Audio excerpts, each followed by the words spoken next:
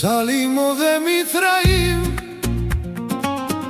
con la noche y el temblor, pan sin levadura entre las manos y una llama en el corazón. Todavía había cadena resonando en la memoria, pero tu mano iba adelante abriendo senda en nuestra historia. Mitraim, casa estrecha, Sinaí, monte de verdad. De la carga tu presencia nos llamaste a caminar. De Mitraim al Sinaí, llévanos Dios de bondad. De la angustia y la cadena a tu pacto y tu verdad. De Mitraim al Sinaí, con la sed y con la sal. Aunque tiemble nuestro paso, tú nos vuelves a guiar. No fue corto el desierto, ni ligera la aflicción.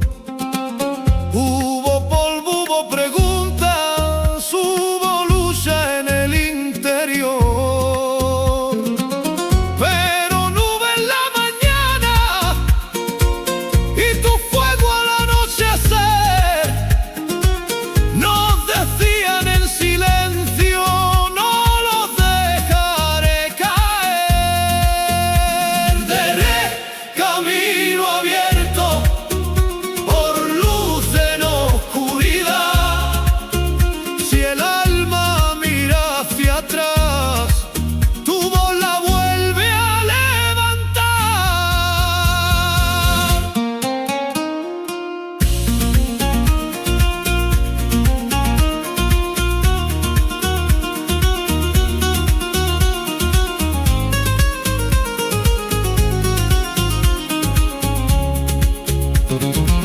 Nos sacaste de la carga, no tan solo para huir, sino para oír tu voz y delante de ti vivir.